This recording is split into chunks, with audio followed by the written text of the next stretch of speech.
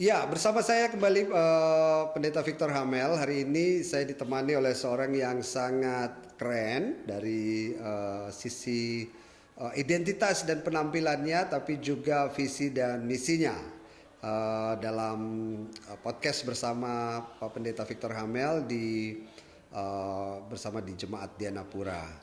Hari ini saya bersama dengan Elo Kusuma Alfred Mandeville. Elo, apa kabar Elo? Halo Pak Pendeta, baik. Iya, senang ya bahwa hari ini kita bisa ketemu sama-sama. Ini Pak Pendeta udah lama sebenarnya minta atau mau ketemu dengan Elo karena saya kira Elo adalah tokoh yang sangat inspiratif dalam beberapa waktu ini. Kita tahu dia menyelesaikan studinya di Di Brawijaya. Brawijaya dan kemudian heboh menjadi viral karena salamannya dengan Bapak Rektor Iya, ya, salam keren ya. PKP. Nah, jadi hari ini Pak Pendeta mau bincang-bincang mengenai apresiasi terhadap tubuh dan bagaimana Tuhan memberikan kesempatan kepada Elo bahwa dia mempunyai tubuh yang unik yang Tuhan beri dan ini menjadi sesuatu yang bukan menjadi kekurangannya tapi justru menjadi kelebihannya.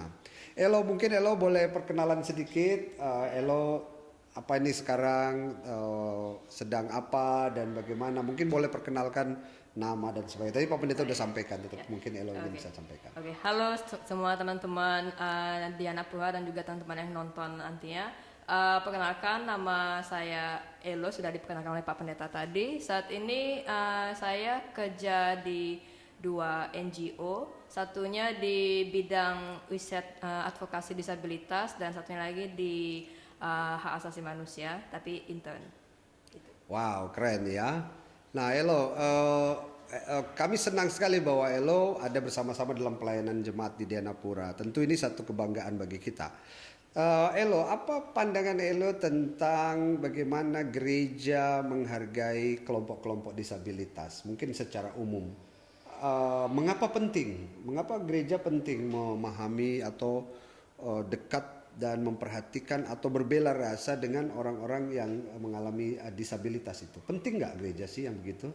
Menurut saya penting Pak, karena kan teman-teman disabilitas, jangankan disabilitas, kelompok rentan lainnya, perempuan dan juga masyarakat adat itu kan merupakan manusia, dan manusia kan adalah makhluk ciptaan Tuhan gitu ya, bagian tubuh dari Tuhan gitu. Jadi penting juga untuk memelihara dan mempeduli dengan mereka gitu, tidak hanya dari manusianya tapi juga fasilitasnya gitu. Oh gitu ya. Jadi sebaiknya gereja bukan hanya memperhatikan tetapi juga memberikan ruang dan fasilitas juga ya. Betul. Seperti misalnya untuk akses dan sebagainya. Menurut Elo, apakah selama ini gereja khususnya bersama di Jemaat Dianapura sudah memberikan akses-akses yang cukup untuk itu? Artinya apa perlu lagi ditingkatkan?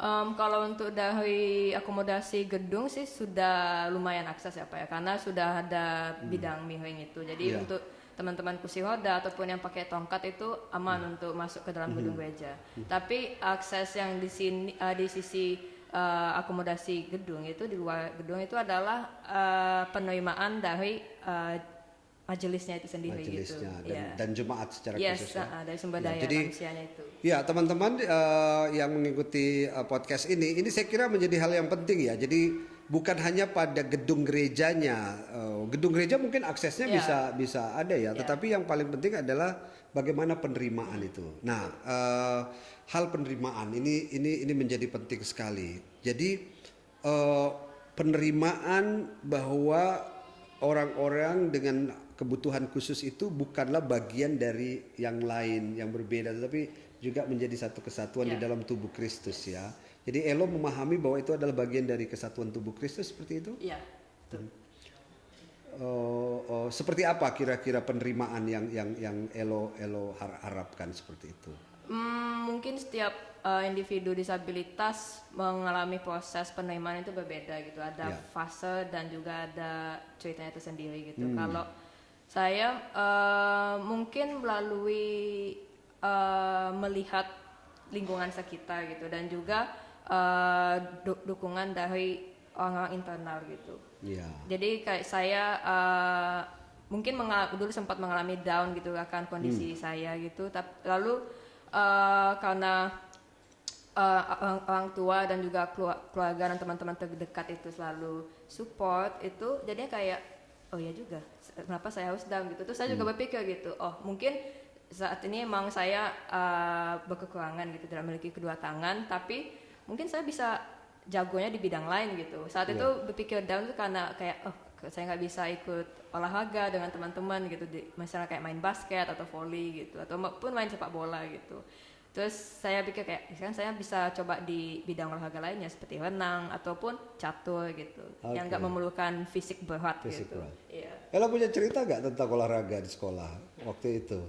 Artinya pernah nggak ada apakah itu masalah, tantangan dan sebagainya? Iya, itu salah satu tantangannya itu. Jadi setiap kali pelajaran penjaskes itu pasti pengambilan nilainya kayak praktek volley ataupun basket gitu. Nah saya mikir kalau misalnya saya tidak bisa melakukannya, ya udah saya mendingan mencari alternatif lainnya, yaitu menggunakan kognitif. Jadi saya meminta gurunya kayak Pak, bolehkah saya mengambil nilainya itu dengan tugas-tugas saja gitu. Jadi secara tertulis gitu. Secara tertulis. Ataupun kalau misalnya untuk praktek ya di bidang olahraga lainnya yang saya bisa, yaitu renang gitu. Misalnya kayak renang. Iya. Elo bisa berenang? Bisa. Oh, really? Yes. Oke. Iya, jadi hal penerimaan penting ya Elo ya. Jadi khususnya keluarga ya. Betul. Keluarga. Jadi teman-teman saya kira ini penting sekali bahwa keluarga itu menjadi poin penting dalam hal penerimaan. Nah, lebih luas adalah gereja, di mana gereja itu juga menjadi bagian di dalam proses penerimaan itu sendiri. Ini keren banget loh Elo. Ini memberikan kita semacam inspirasi bahwa penerimaan terhadap orang-orang yang berkebutuhan khusus itu sangat penting bagi gereja ya. Dan kita harus mengajak jemaat supaya melihat bahwa ini adalah satu realita, satu konteks di mana keadaan jemaat kita memang berbeda-beda dengan semua hal yang ada. Nah, Elo, tadi sudah dikatakan bahwa keluarga punya peran yang paling penting. Elo punya adik? Punya. Siapa namanya? Luna. Luna. Apa dia cukup mendukung atau tidak? Sangat mendukung. Sangat mendukung dia. Ya nakal-nakal adiknya biasa gitu. Biasa ya, oke. Tapi mama juga sangat dukung ya sama almarhum ya papa ya. Oke.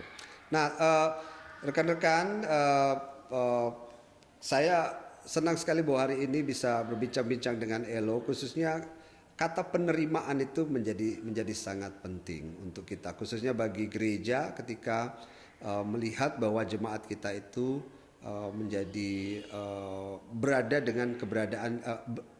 dengan keberadaannya masing-masing.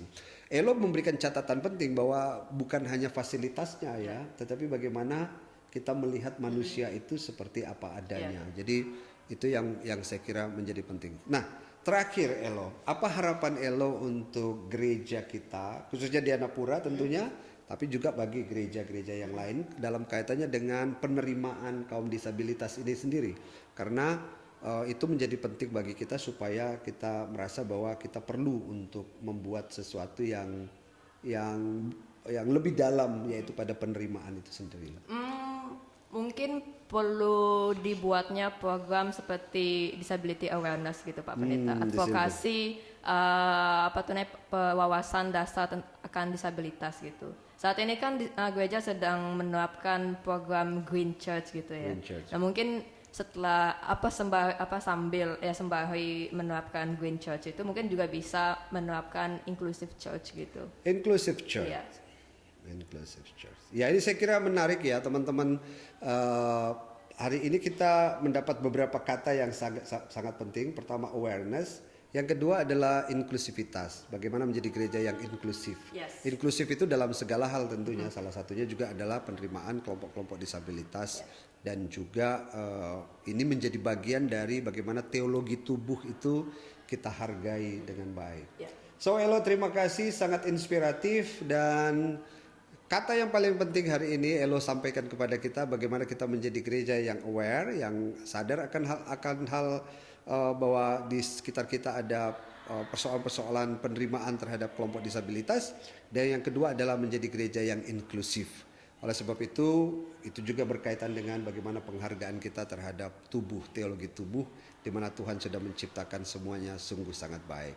Elo, terima kasih. banyak, Pak Pendeta. Satu percakapan yang singkat tapi padat dan juga bermakna. Siap. Semoga ini Iya. berguna bagi teman-teman. Kita boleh sapa teman-teman yang lain. Terima kasih. Terima kasih.